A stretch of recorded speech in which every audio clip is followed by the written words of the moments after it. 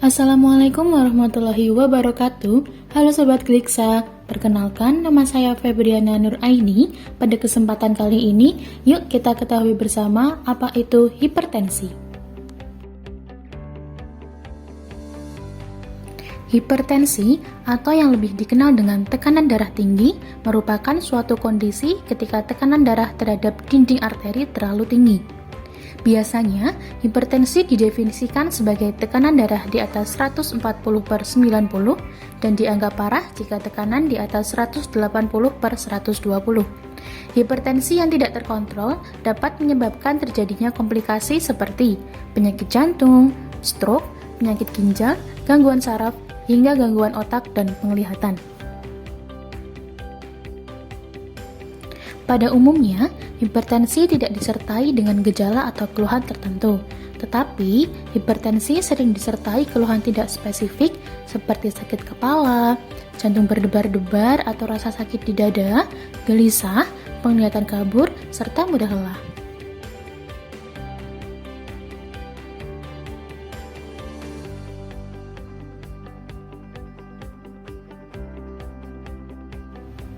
Hipertensi dapat menyerang siapa saja, namun yang lebih berisiko untuk mengidap hipertensi adalah orang dengan obesitas, diabetes, mengkonsumsi garam yang berlebihan, ada riwayat hipertensi di keluarga, merokok atau terpapar asap rokok, stres yang tidak dikelola, dan juga kurang aktivitas fisik.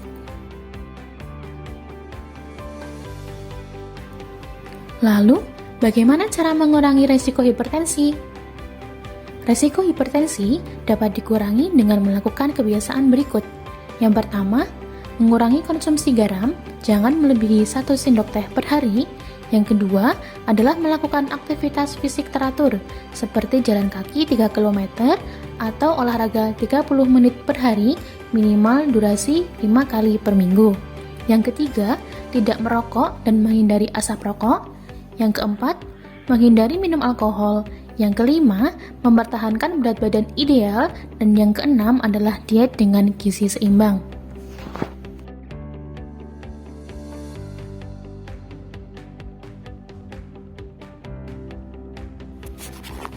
Apabila sudah terkena hipertensi, pengobatan hipertensi dapat dilakukan di fasilitas kesehatan tingkat pertama atau puskesmas sebagai penanganan awal dan kontrol. Pengobatan hipertensi adalah jangka panjang, bahkan seumur hidup. Harus minum obat teratur seperti yang dianjurkan oleh dokter meskipun tidak ada gejala. Selain dengan obat, hipertensi dapat dikendalikan dengan menerapkan patuh. Apa itu patuh? Patuh ada kepanjangannya. Yang pertama, P. Periksa kesehatan secara rutin dan ikuti anjuran dokter. Periksa kesehatan dapat dilakukan di puskesmas sekaligus melakukan monitor tekanan darah dan pengambilan obat rutin hipertensi. Apabila memiliki tensimeter di rumah, Sobat Gliksa juga bisa melakukan monitor tekanan darah secara mandiri di rumah. Yang kedua adalah A. Atasi penyakit dengan pengobatan yang tepat dan teratur. Pengobatan rutin dapat dilakukan di puskesmas, dan saya juga memiliki inovasi dengan membuat kartu kendali obat hipertensi untuk memudah pasien hipertensi mengetahui jadwal kontrol rutin dan mempermudah mengingatkan minum obat dengan lembar pemantauan minum obat hipertensi. Kartu kendali obat hipertensi saat ini bisa didapatkan dengan bergabung ke dalam grup Prolanis. Selanjutnya yang ketiga ada T. Tetap diet dengan gizi seimbang. Bagi penderita hipertensi, dianjurkan untuk mengurangi konsumsi garam tinggi, seperti pada keripik kentang, kacang asin, keju, makanan kemasan, juga buah kering. Perhatikan juga garam dengan kandungan tinggi yang tersembunyi, seperti sodium fosfat, monosodium glutamat, sodium nitrat, dan lain-lain pada makanan kemasan yang dapat dibaca pada label kemasan. Dan untuk konsumsi garam harian, itu tidak boleh lebih dari 1 sendok teh per orang per hari. Selanjutnya yang keempat, ada U. Upayakan aktivitas fisik dengan aman. Aktivitas fisik dapat dilakukan minimal 30 menit per hari dalam 3 sampai 5 kali per minggu.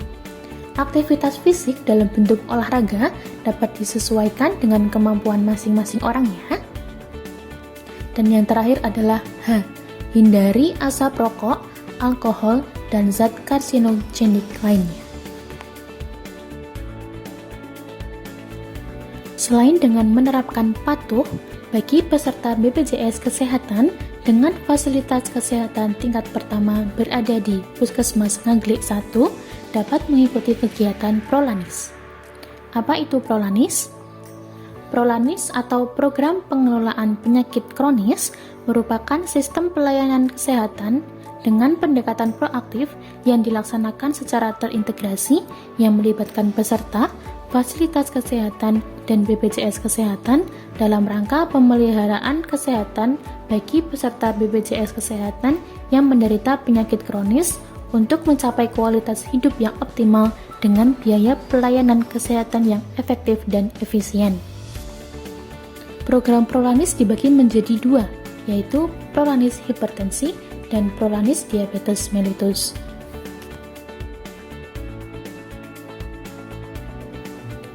Apa saja kegiatan Prolanis? Kegiatan Prolanis ada bermacam-macam. Yang pertama, pemeriksaan rutin setiap bulan di puskesmas yang biasanya dilakukan pada minggu kedua setiap bulannya.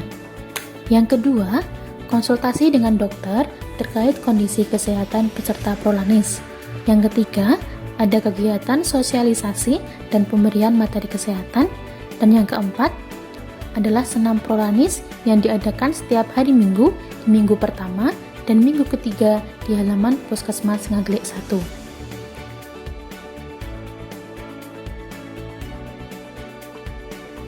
Dengan mengikuti Prolanis, akan ada banyak manfaat yang didapatkan. Yang pertama, bisa mendapatkan keluarga baru. Bagi peserta Prolanis, akan masuk ke dalam komunitas Prolanis Puskesmas Ngaglik 1 dan dimasukkan ke dalam grup WA Prolanis Puskesmas Ngaglik 1. Yang kedua, peserta Prolanis akan mendapatkan pemeriksaan rutin setiap bulan berupa pengecekan tekanan darah, berat badan, tinggi badan, mendapatkan obat rutin, dan pemeriksaan HbA1c setiap 6 bulan sekali bagi peserta Prolanis Diabetes Mellitus. Yang ketiga, dapat melakukan konsultasi dengan dokter. Yang keempat, akan mendapatkan materi kesehatan yang akan diberikan bersamaan dengan kegiatan Prolanis setiap bulannya. Dan yang kelima, adalah dapat mengikuti senam khusus bagi peserta Prolanis setiap minggu pertama dan ketiga, sehingga dapat membantu meningkatkan aktivitas fisik. Lalu, bagaimana cara bergabung ke dalam Prolanis? Bagi yang ingin bergabung ke dalam Prolanis, dapat menghubungi bagian pendaftaran atau bagian BP umum untuk mengisi formulir Prolanis dan kemudian diserahkan ke bagian pendaftaran untuk selanjutnya diproses oleh bagian pendaftaran. Syarat untuk bergabung ke dalam Prolanis adalah memiliki BPJS Kesehatan dengan fasilitas tingkat pertama berada di Puskesmas Ngaglik 1, dan yang dapat bergabung ke dalam Prolanis adalah pasien dengan hipertensi dan juga diabetes mellitus.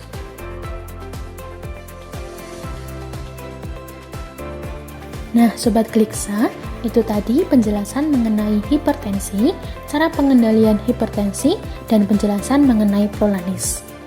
Yuk Sobat Gliksa, selalu jaga kesehatan kita. Dan bagi pasien hipertensi atau diabetes mellitus yang belum bergabung ke dalam grup Prolanis, dapat segera bergabung ya. Sekian yang dapat saya sampaikan. Terima kasih dan sampai jumpa. Wassalamualaikum warahmatullahi wabarakatuh.